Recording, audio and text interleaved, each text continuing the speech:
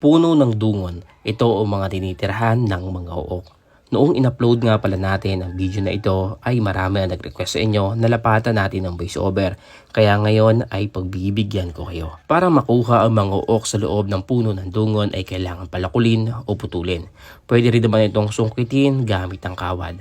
At kapag nag-matured na ang uok, ganito ang kanyang itsura. Meron siyang dalawang antenang mahaba, binte na 6 at meron din siyang mga pakpak.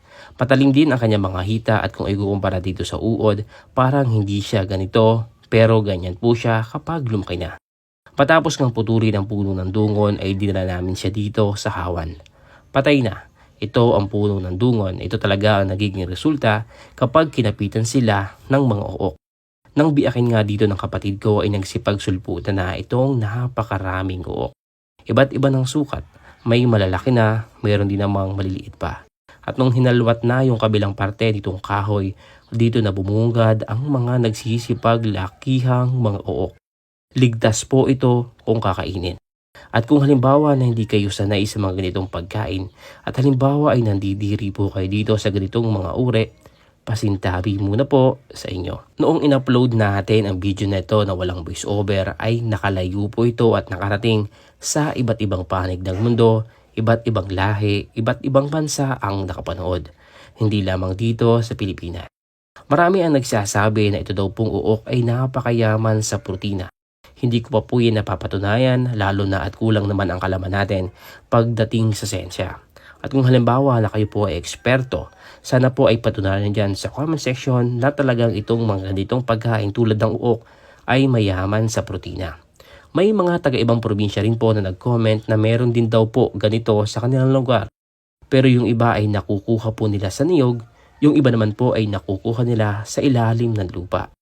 May mga uok din po na nakukuha kami sa mga niyog pero hindi po namin yon kinakain. Tanging yun nandito lamang sa puno ng dungon, yun yung aming kinukuha at yun yung aming niluluto para kainin. Dito nga ay sunod-sunod na yung ating mga nakuha, medyo malambot na at napakarami na rin kaya inilagay na namin dito sa may timba.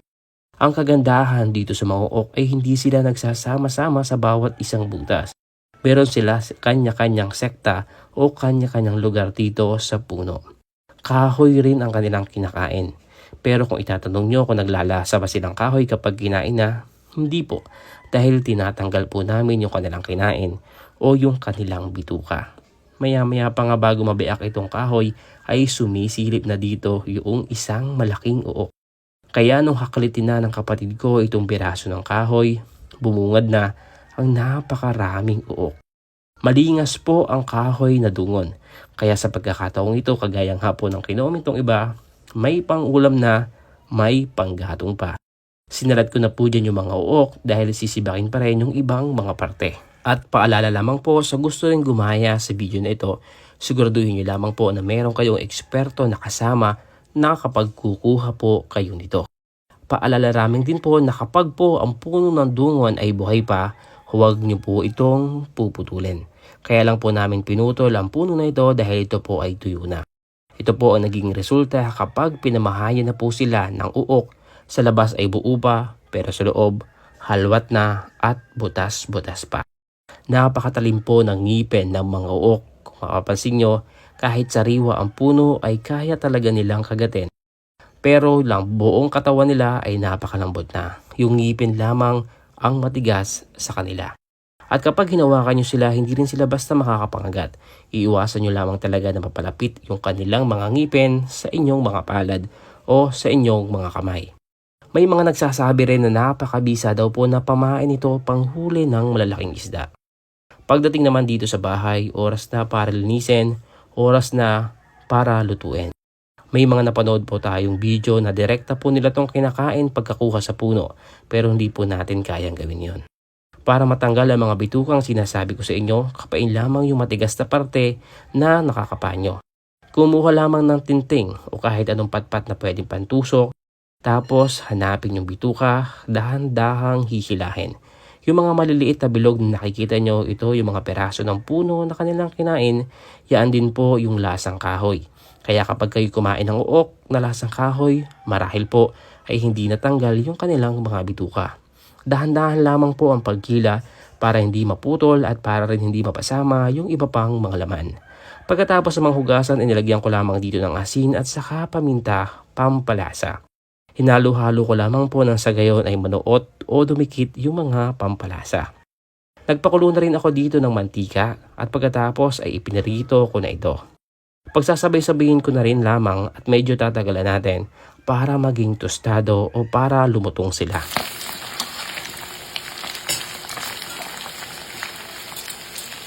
Habang piniprito nga ay nag-grate ako ng bawang at sibuyas at maya-maya pa, luto na ang unang batch ng ating piniritong uok. Napakalutong at siguradong napakasarap nito, ma'am. Pagkatapos iprito lahat ay naglagay ako dito ng margarine sa kawali. Pagkatapos ay nilagay ko nito mga bawang at saka sibuyas. Kapag pinarito, pwedeng-pwede nyo nang kainin. Pero ngayon, kakaiba yung ating luto na gagawin. Maya-maya pa, inilagay ko na rin itong mga uok at dahan-dahang hinalo para manuot yung lasa doon sa mga uok natin. Marami po ang mga kumakain ito dito sa probinsya namin at lagi ko pong sinasabi, ligtas po ito, wag po kayong magkalala.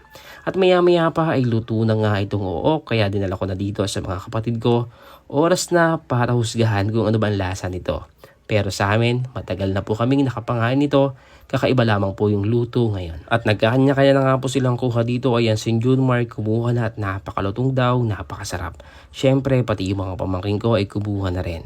At nandito nga ay napadalawa na naman si Junmark at grabe, kahit hindi ulamin sa kanin ay napakasarap po.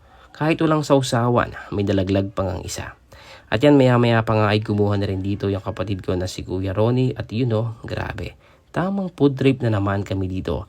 At si Kuya Dayo, sarap na sarap talaga dito. So, si Kuya Ronnie, talaga namang ninanampa yung lasa. Siyempre, hindi dyan magpapahuli si Kuya Dayo at kumuha na rin siya. At kung saan man makarating po ang video na to, paki-comment naman po dyan sa baba kung sa inyo bang lugar ay kinakain po ito. Paki-comment na rin po kung taga saan po kayo. At siyempre, ayan, uubusin na rin nga pala namin ito at hindi na uulamin. Bawal na rin nga pala po ang mapasobra nito dahil marami rin po ang nagsasabi na mataas po ito sa kolesterol kaya tamang sakto lamang po ang kain. At syempre, hindi po pwedeng hindi natin titikman yan. Bata pa lamang po ako ay kumakain na rin po ako nito. Minsan po ay ito'y nilalaga lamang ng tatay ko, nilalagyan po ng talbos ng sampalok.